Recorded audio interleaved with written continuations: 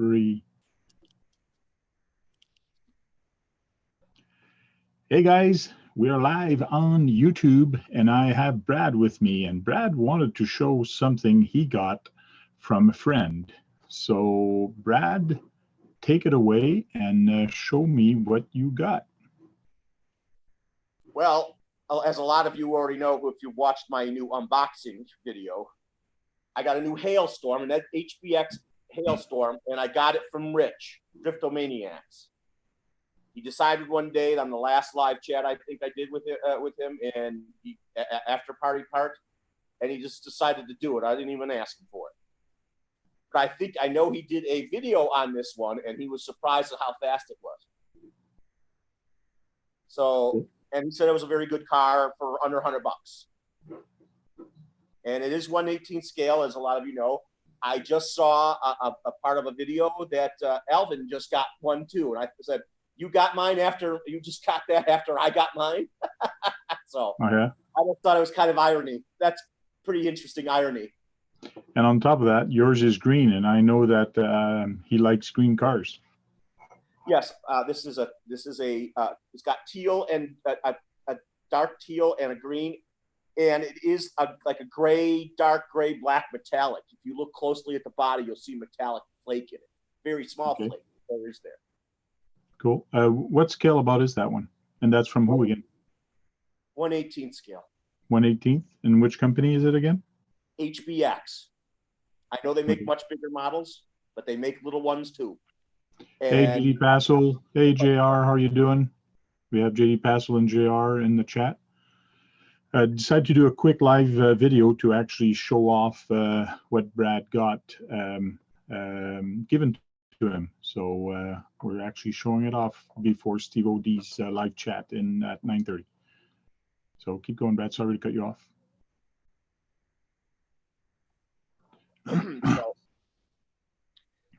This has friction dampers. It came with 2 batteries, lithium ions, 7.4 volts. Unfortunately, Rich forgot to send a charger with it that came with it. And he's doing that hopefully today or yesterday to get it to me. So I can't run it until I get that. I noticed they do have some hop-ups for it. There is aluminum oil-filled dampers is available for these. Okay. It is a 380 motor.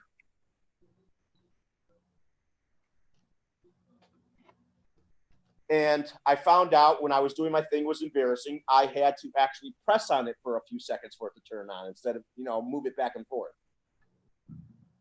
And I found out it actually worked.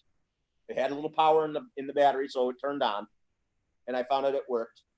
Ran it on the floor, and my aide, who's helping me with the videos you've seen all recently, I sort of said, I hear this is kind of fascinating. I said, if you ever got this for your kids, don't let them run in the thing. And you ran it. It's like, whoo! It just like moved very fast across my room. Oh, yeah. And she said, yeah. I said, this will hurt your furniture if you run it in the house. It is not made for that because it's too fast.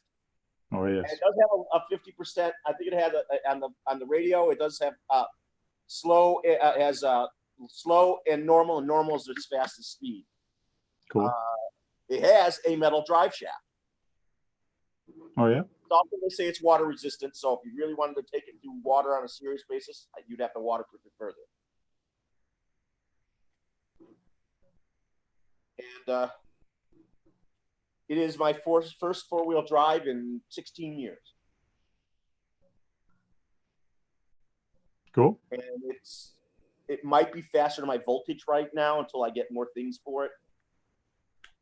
Or 7.4 LiPo pack. I think it's supposed to do 25.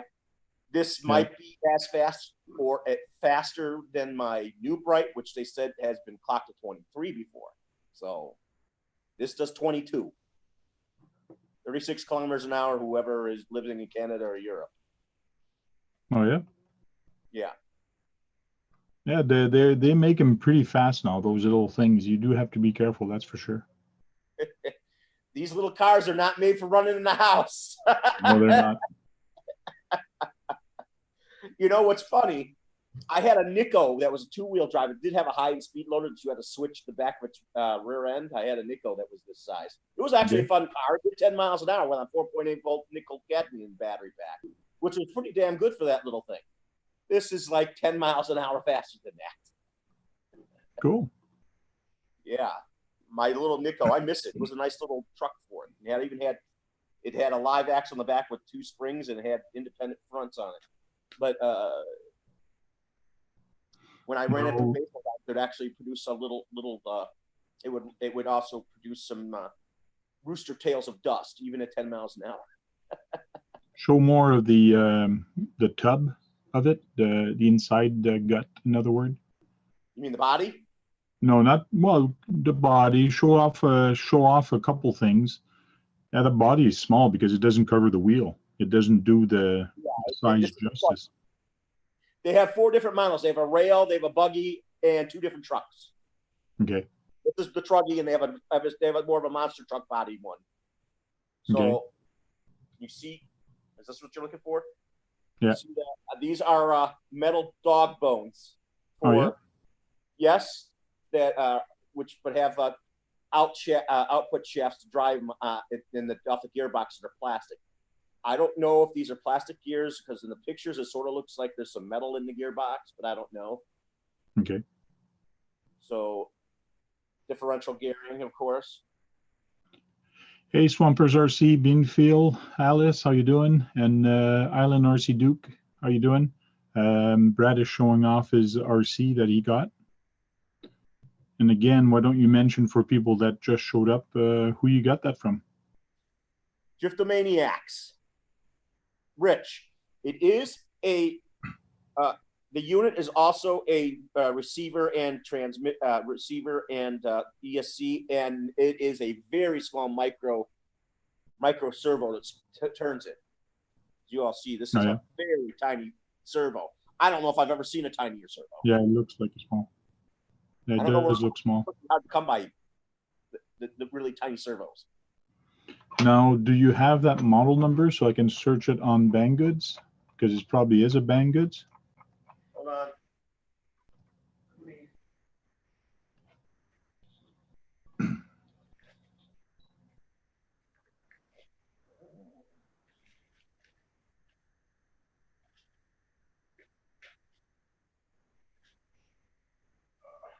Island RC Duke says, nice, Brad. Thank you. And Glass Custom RC says, hello, everyone. I seem to... There it is. Here it is. Here's the instruction manual. It's in a lot of different languages, so it's pretty thick. The first part is in English, the first bit of it.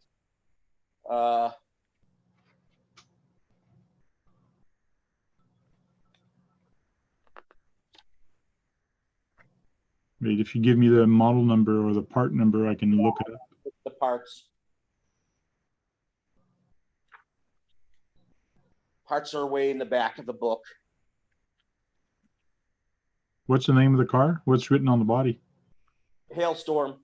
HAILSTORM.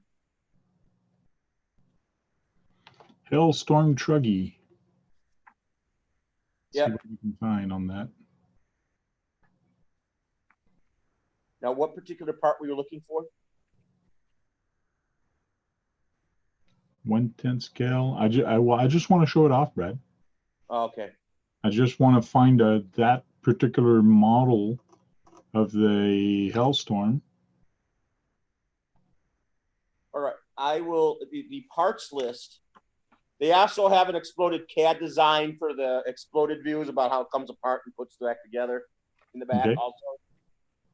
But the parts list shows some of the parts that you can buy that are hop-ups, like the aluminum oil-filled dampers.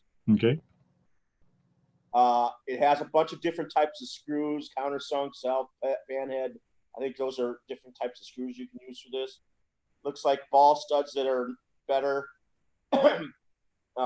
Suspension pins only for the buggy. They also have metal CVD shafts, complete 4-piece. and they show the ball bearings. They say this is full ball bearing. Okay. And it is a, believe it or not, this is a 9-gram servo. Wow. 18030 is its replacement. The box that it came with, you don't have it no more, because I'm just trying to find the proper product number of it. Oh, I can tell you right now what it is. It's 18858. 18858. Yes.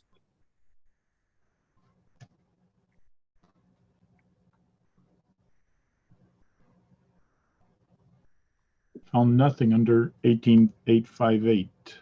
Let me Well, try. it says 188. off-road Truggy 18858. That is its item number. Okay, what's a manufacturer again? Show me the pamphlet. They say it's HBX. That's what he told me, and it didn't say that. It doesn't say it in the manual, but that's what Rich told me. It's HBX. H B, H like my P name, like pumpkin, yeah, and X. like H Brad X. Oh, HB. HB with a B. My name. Yep. B.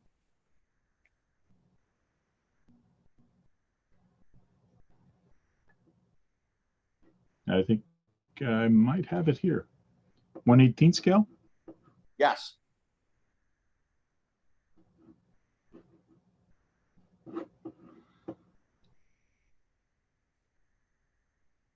$859E. I don't know why it wasn't finding it earlier. So Canadian, it's 73 to $75. Yeah, but that's not the hailstone body you're seeing. Yeah, but it's the right part number, but it might be just a little bit different body, yeah. 7381. Is that Canadian? Yes. So in other words, it's 60 or 50 something dollars in US. That's correct. Let's see if I can't find Canadian dollar,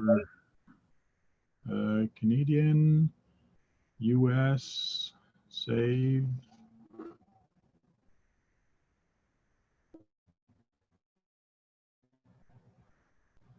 Come on. $54.99. Okay. You can't kind of beat that price for a car that does 22 miles an hour. Nope. That's a damn good price for this car. So there's that's the remote for it? Yes. It only takes 2 AA's. Okay.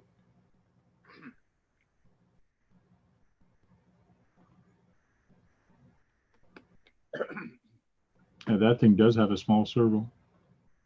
Yeah. Have you ever seen anything smaller than that or just as small? Yeah, it's a micro server. I've seen some. I don't think I've seen a micro servo this small because micro servos have also a little bigger size too. Oh, yeah? Oh, there's a turnbuckle for the steering arm in there too, so it's metal. You can, I think, change these arms for the steering and the control, the camber and caster on the rear to metal if you really wanted to. Mm-hmm. I think someone who drove one of these, or I might be thinking of another company that has something very similar to this. You can get different tires for this for going over sand better from another company. So you might be able to get hop ups from another company for this. But it does only use screws to hold in the tires and rims. Okay. Yeah, the lower brands are usually like that. Yes. Banfield Alice Turtle is asking. He's got a question. He's got an SCX10, and sometime the electronic speed control will beep only once, and then he has steering and then nothing else. And all of a sudden, it beeped twice and everything is good. What happens with those electronics is that they're auto-calibrating. So while you do have to turn on your remote first, and then you turn on your car, and then it actually, the first beep, it just turns on. It finds the receiver, and once it beeps twice, that means it's ready. But it found the transmitter, and it calibrated. While it's doing that, you cannot turn the steering wheel or hit the gas, because what it's doing, it's finding the mix, the maximum and the minimum of the throttle, and it's just calibrating itself. It's auto calibrating or auto centering where everything is. So if it takes a long time to do that, it might be an issue. Your ESC might be going, or it might be a receiver. So I do see that if you had it might have something that's like a little small in the receiver and transmitter, ESC and receiver. yeah, There is a 2-prong thing that if you had something with a 2-prong, maybe you could fit some lights on it. okay, yeah, it might be a power, yeah. Yeah, I think it could be for a small LED light set. And even though they don't say that in instruction, but these up front look like they have holes in the back of them to put little tiny LEDs in them. Okay. Glen City Outlaw is asking if it's a 5-wire servo. I don't think that one's Yes, it is. It is a 5-wire servo? Okay. Yes, it is. Yes, it is a 5-wire on that one.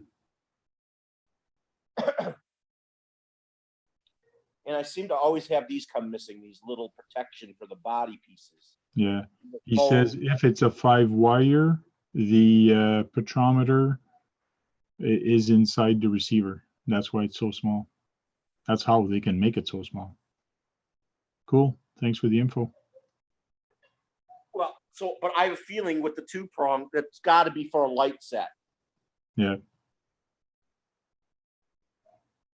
And hey, Axiomatic, long time no see. I'm doing a quick live stream with Brad so he can show off what he got from Driftomaniac. He got an RC given to him, so, and now he's waiting for the charger to actually get there so he can charge the battery. Yeah, he forgot to send it. I have a feeling he gave me the one he tested because they look a little scuffed up, the tires, but they're not really worn. Okay. But it still has plenty of tread on it. And I think there are foams in it because it's kind of hard when you press on it to see if there's foams. You can feel something kind of pushing back. So Okay. there's probably even foams in here. Oh yeah. No, it's not that heavy. There's no need for foam. If it's very light, there's no need for it. Oh, one thing, you'd be surprised, it actually is heavier than you might think. Oh yeah. Yeah, it is heavier than you think. I remember him saying in his video that this thing has some weight to it, guys. It does. I swear it weighs like 1.5 pounds. Oh yeah. Yeah, and that's with the battery in it. And the battery doesn't weigh anywhere. I don't even think it weighs 8 ounces. Okay.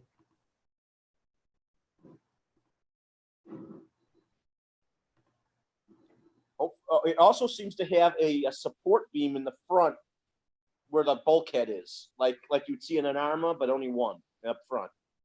Okay. Yeah. Yeah, it has a little backup for the bulkhead. Well, yeah. If it takes a front end hit, it has to protect itself. But it doesn't have one on the back bulkhead. But since the motor's right there, I think they're hoping that that's just as strong to keep it from buckling. That's just my thought, because it's so tightly compacted against it. Yeah. It seems like they're using the motor as an actual support piece. Cool. And it did come with a heatsink, as you saw.